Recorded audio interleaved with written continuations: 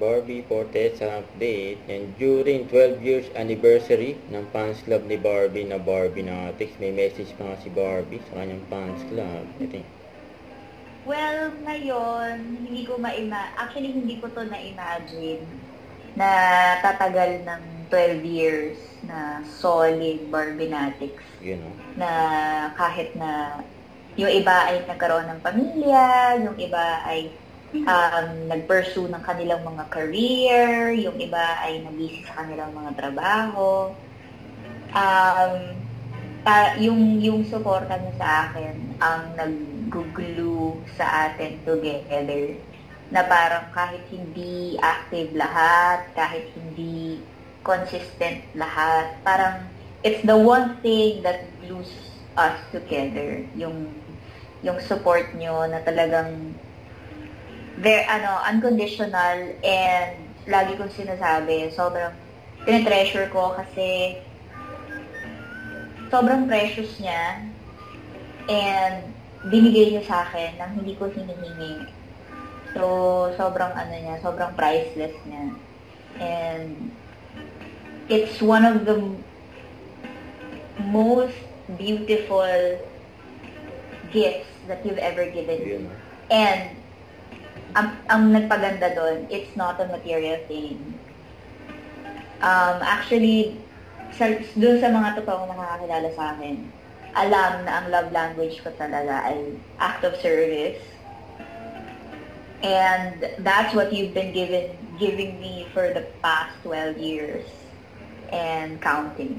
So, ang saya lang. And para sa supporters, sobrang big deal na para sa akin. Kasi representation nyo ako, di ba? So parang pag sinabing mga kaibigan niya ni Barbie, kasama yan ni Barbie.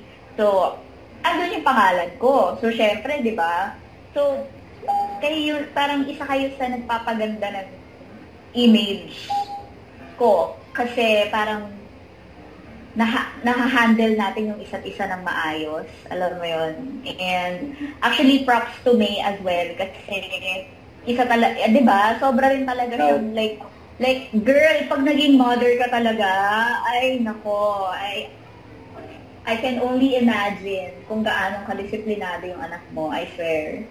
Kasi grabe kang mag-handle ng fan club, ng group, lahat. And to all the members, to all the officers, grabe, ang taas ng respeto ko sa inyo. Good job, guys. I think we've already proven how solid, how mature, how unbreakable we are for the past 12 years.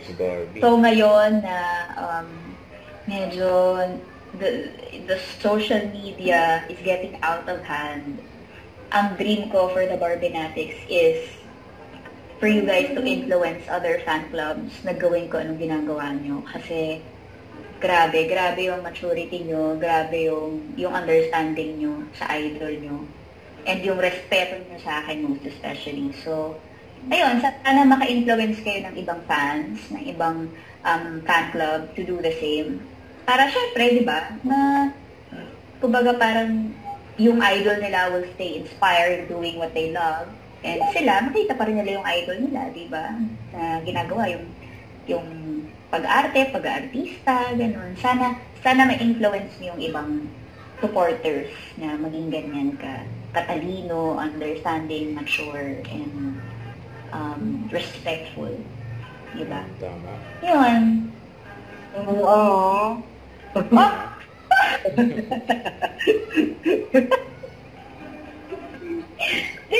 Kasi parang there's one thing na talagang kaya kong ipagmalaki na parang, alam mo yun, sa Barbinatics na yung nabuo nating foundation na in 12 years, parang never sa mga mall shows natin, di ba?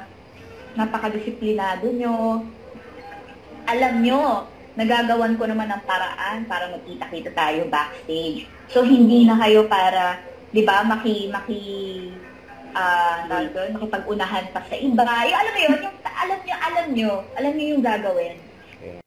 Huwag kalimutan mag-subscribe, click ang notification bell para lang updated po ang Victoria Action Vlog. Bye guys, thank you for watching.